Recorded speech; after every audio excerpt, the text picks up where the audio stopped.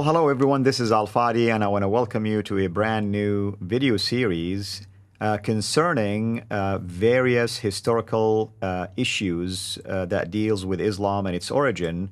And this particular video series we're going to title the Qibla Dilemma: Data versus Interpretation.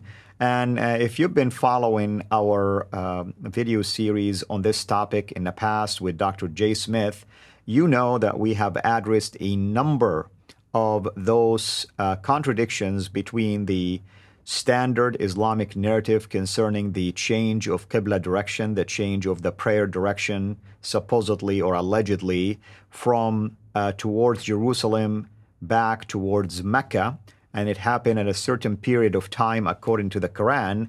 However, our dear brother, a researcher and archaeologist, Dan Gibson, uncovered a lot of data that contradicts this particular narrative. And of course, having said that, no better than Dan Gibson himself can really unpack this contradiction, or this tension, let's call it, between the data and the interpretation. And as a result of this, we've invited Dan to join us virtually, and he graciously agreed to do that. So, brother, thank you so much. It's an honor really to have you here with us virtually, and hopefully soon we will have you in person to unpack these fascinating discoveries. I remember the first time I met you in Canada, I was at a conference for Muslims. You approached me from behind, you tapped me on the shoulder, and you gave me a book called the Quranic Geography. And I looked at the book and I really didn't know what to make out of it at that point. Then I looked through it and I says, gee, I wonder where he got his data from. And then the more I explored it and the more I start to hear about your research, the more Jay Smith brought it up to my attention, the more I dug deeper. It was so fascinating that there is rich amount of data available for our Muslim friends to see for themselves, just using the Quran alone versus factual data, that there is a problem. And this problem is definitely damaging to that standard Islamic narrative. So thank you again for being here with us. So thank you, Al-Fadi. It's good to be here. Yes, thank you for that introduction. I am a historian, and my interest has always been in the history of the Middle East for as long as I can remember. And I was living in Jordan back in the 1970s, late 1970s, studying Arabic at that time. And I was challenged by some Muslim friends to read the Quran.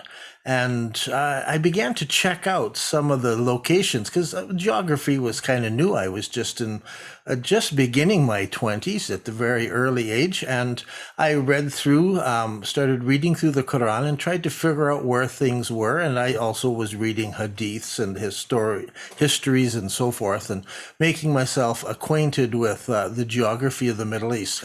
As somebody growing up in Canada, I didn't know where a lot of places were. I had to figure things out. And I remember actually a few years after that reading through Ibn Ishaq's his story of the biography of Muhammad, and I recognized that it seemed to be talking about Northern Arabia rather than Central Arabia, and that was always in the back of my mind. So I then began checking mosque Qiblas, and that's the direction that the mosque faces. In every mosque, as you know, that when people pray, they line up and they face all towards one wall of that mosque. It's called the Qibla Wall, and every mosque has an orientation. It's oriented towards the focus where Muslims are supposed to pray.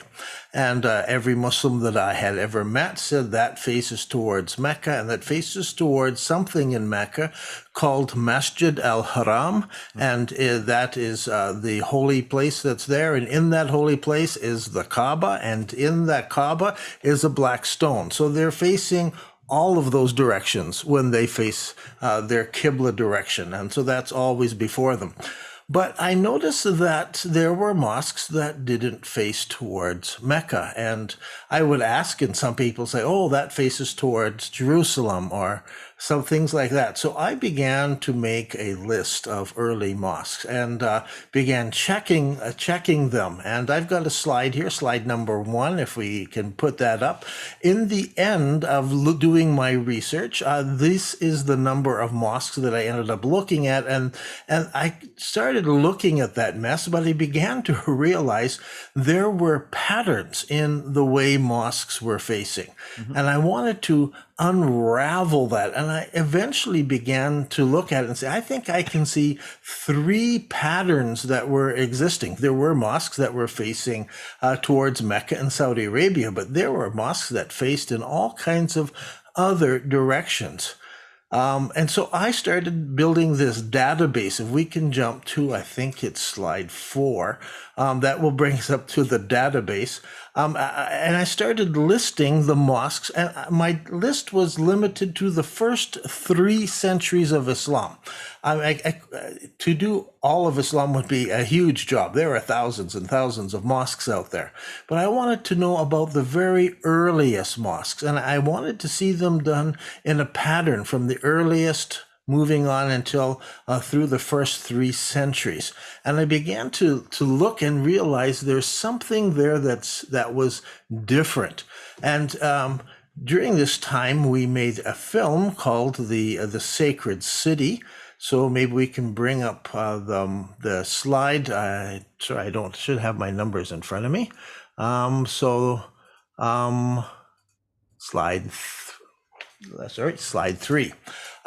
In that film, The Sacred City, we talked about 19 mosques in the film. And there were 13 that were facing, I felt, towards the city of Petra. That is, if you took Petra and then drew a line around it, maybe measured out 100 kilometers on either side and then drew a line around it, these all fit within that circle. And there were 2 that I had that were facing towards Mecca, and there were 4 that faced between the 2. They just sort of went right down to an area right between the 2. And so there were 19 mosques in that film. And so people had watched it, and I encouraged people to watch it, and people started writing back to me, and we began adding more and more things to the list as we went along. So eventually, that database grew to over 100 mosques, that's surviving mosques from the first 3 centuries of Islam. These are not just mosques that you can go look at, because there are many that are there that people say, oh yeah, this is an early mosque. But when you go to the site, the mosque maybe was built in 1985. They bulldozed everything down and built a new mosque. Right. And maybe that happened 4, 5, 6 times through the last 1,000 and 1,500 years. And so I looked at those, said, well, I'll put them in the database, but they're in as unknown. And so out of the 100 that we have, there's actually 160 about in the first 3 centuries, but 60 of them have been so badly damaged and rebuilt and changed that we can't actually measure what it looked like in the first centuries of Islam. So we then come up with this is, I think it's slide 4, that will show us the surviving mosques, and they have 4 different Qiblas that come That's up. right. So I make sure we got the right one up. And now there were 4 very distinct areas. I gave them names. Now they're my names. I assigned them names. But whether I assigned them right or wrong is another discussion. I felt that there were 4 distinct different Qiblas. And the very first one, or the earliest Qiblas, I call the Petra Qibla, because that was right at the center of the circle that where all these mosques seem to be facing. The earliest one was in 5 after the Hijra, and there are 36 mosques over that first 200 years that faced Petra that we have. We can go back and record. These are mosques that survived, and we can look at them, and there they are. So there were 36 that we have up to date. Then there is those mosques in North Africa. I call these the parallel ones because or sometimes I call them an African mosque. If you hear me, African Qibla. If I'm talking about an African Qibla, it's all the same thing. In the first 300 years of Islamic history, there are 15 that survive that we can look at. There are many more that come that we can look at that come in the 4th century, in the 5th century, and so forth. So, and those began in 58 after the Hijrah. There were none before that. So we can go back and look at the dates. Say the earliest one comes from about 58 after the Hijrah. There then started to what I call the between Qiblas, and that started in 87 after the Hijrah. And in that first 3 centuries of Islamic history, 36 mosques were built, many of these major mosques that faced what I call the between position. I have reasons for calling it the between Qibla, the between position. And then at 109 after the Hijrah, this is more than a century after the first beginning, after the Hijrah of Islam, there started to be mosques facing Mecca. Now, maybe there's some before 109 that didn't survive, and so I haven't been able to find them or have been so totally rebuilt that we can't measure them. But we have 19 mosques only that face in that period of time. Now, so, if I may comment. Go ahead. That's the overall data. Yeah, absolutely. I mean, it's really interesting, of course, this particular slide that everybody's watching right now, because I have done this show a couple of times before with Jay, and I'm familiar with your, data in terms of what you mean by the Petra Qibla, by the parallel Qibla, by the between Qibla and the Mecca. I want to give people a quick overview here because I want to make a comment. The Petra Qibla, obviously facing Petra. Parallel was between Petra and Mecca. North Africa, parallel to the direction of, between Petra and Mecca. Between Qibla, it's directed to something between Mecca and Petra. And finally, the Mecca, it's as the name says, facing Mecca.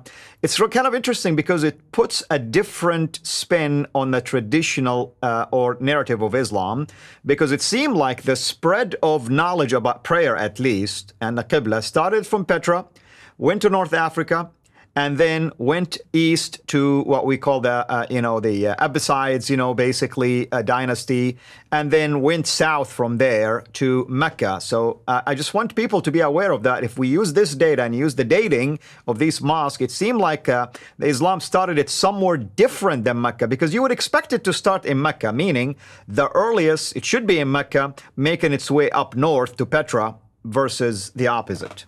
That's right. Let's put up slide number 5, and this is the mosques that face towards Petra, and they're from north, south, east, and west, and so these all from these various directions are all facing towards Petra. This is what I didn't expect, because these are the earliest mosques. These are from the very first century of Islam. Right. It just totally contradicted. I couldn't believe it when I found it. It's still amazing to look at, because it contradicts absolutely everything that every Muslim has told me or that I've read in all the Islamic literature. Petra's not mentioned anywhere. And so that becomes a problem. How and why are these mosques facing in this direction? Right. Okay, so if we bring up the next slide, which is 6 of, I think we're going to 6. Oh, my pictures are all backwards. Okay, sorry. No problem. There we go. 6 is the ones pointing to Mecca. There are a few that are pointing to Mecca. There's 19 in that first 300 years. So, and the first 100 years, nothing. And then in the next 200 years, there are only 19 surviving mosques. And then facing Mecca. Facing first 100 Mecca. years, and then if we go to slide 7, then we see this is very strange. Why are there so many mosques that face between Petra and Mecca? Correct. And so this data was very startling. Now, what happens is that this is the data. This is what we need to give an answer for. we need to come up with some reason why these mosques face in these directions. What I find interesting is that there are no erroneous mosques. They're not mosques just pointing off in some random direction. They all fit the pattern of these four different Qibla directions. Right. So we need to come up with an explanation. And when I come up with an explanation, lots of people have arguments, and that's fine. But there's a difference between what the data says and what the theories are going to say about why this occurs. That's right. So we're going to end up talking about theories, and if people want to shoot down my theory of why this occurs, I'm fine. We can discuss that. They may have their reasons, but we also need to go back and say, so then what does this mean? If my interpretation, it doesn't satisfy you, then please come up with your own interpretation of what is going on here. Absolutely. And that will be, of course, for the second part of this particular video series, where we're going to talk about the data versus the interpretation. And I want to say this, Dan, maybe the comparison I'm going to use may not be as equivalent to this. But, you know, I watch a lot of crime investigations, and there is something called DNA. Whenever you have a DNA, it is very hard for anyone to dispute against it. It's a fact. It's the data. DNA says you were here at this location. You can come up with any excuses why you weren't there, but the DNA disputes your argument. Same thing we're doing here. You have DNA is pointing the Qibla toward different locations, multiple mosques. You're not saying one mosque was towards Petra, one towards Mecca. No, we're talking a lot of mosques, which means that there is repetition of results. There is more data that are adding to the findings. And like you stated it clearly, we don't need attacks. You're actually welcoming anyone to challenge it scientifically and prove or disprove. I mean, the idea here, you don't feel like you own it. You're just putting it out there for people to do something about. We need to understand, for instance, when I look at something called the Between Qibla, what was between Petra and Mecca? Was there a shrine there? Was there an eye? I mean, I have to understand why. It's not a coincidence that it was pointing to that direction, not one by mistake, not two. We're talking 36 mosques. I mean, there has to be an explanation, obviously, for all of that. That's 36 from the first three centuries. There are many more after that. Right. And we're going to get into that discussion Wonderful. In a later video of what that is. We're only dealing here in this video with the first 3 centuries of Islam. Yep. Thank you, and for pointing that out. And thank you, everyone, of course, for joining us. And hopefully you find this particular video to be exciting. And I'm pretty sure the next one, part 2 of this particular discussion that we called Qibla Dilemma, Data versus Interpretation. And we gave right now, or laid out at least the introduction to the data collection. And now in part 2 of this particular series, we're going to talk now about the comparison between the data and the interpretation. And at least in this case, we're talking about Dan Gibson's interpretation. So let's keep in mind, when you are a researcher or a scientist, you're entitled really to reach your own conclusions. And people tend to attack these conclusions without doing their own counter research. And that's what we're trying to point out here. Do your counter research, present your data, argue it from a scientific standpoint, and that's okay. Let's put it out in a public arena for others to examine. Brother, thank you so much, as always. And please, go ahead, finish your thought. Yeah, I think you have... I just wanted to know if we have time to do just 2 quick questions. Absolutely, Some please. Of the questions people have is, how do you check a mosque? And so if we look at slide 9, what we do is I looked at archaeological reports, because archaeologists have already visited these places. They've measured, they've taken pictures, they've got diagrams. I can go by the studies that archaeologists have already made.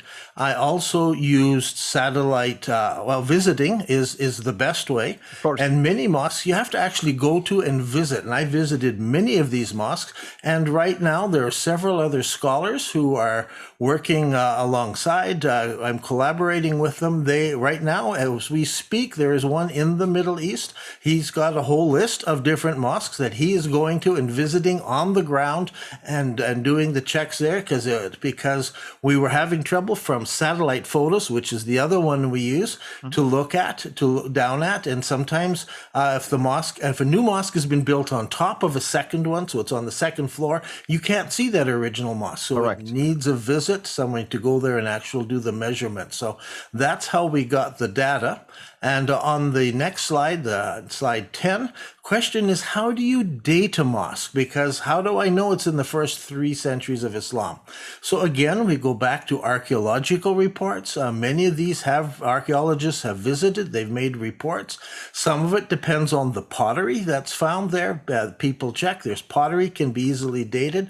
Coins, ancient coins found in an excavation, help them date. Mortar is the stuff put between stones. And so they mix up mortar with some gravel, and who knows what's in that mortar. And so often they take the mortar and look to see what, that's where you find sometimes the pottery and the stones, and you can date, hey, this is when that mosque was built, that pottery and those coins were lying around here. And then there's ancient manuscripts. There are lots of times we're reading the histories, and it tells us that the army reached this point on this date. And so we know, okay, the Muslims arrive, and this help us date, especially if it says, and they built a mosque. And some mosques are actually dated because they're mentioned in ancient manuscripts.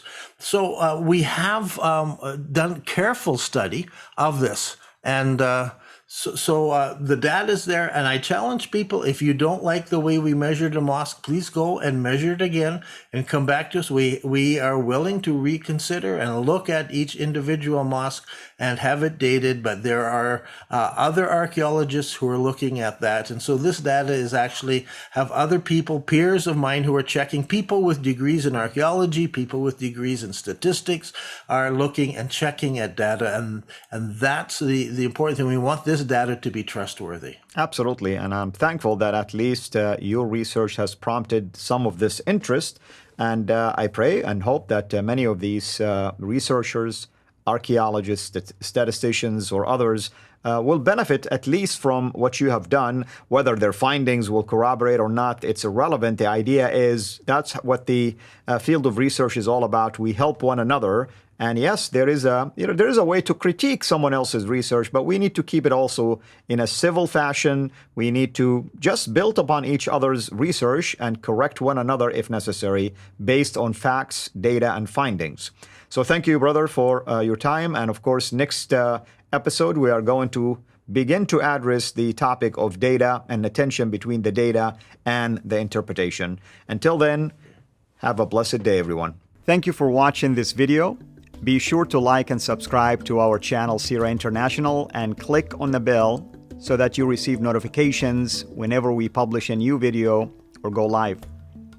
I would also like to appeal to you to consider becoming a Patreon patron by clicking the link right below. By doing so, you can give towards the production of these videos.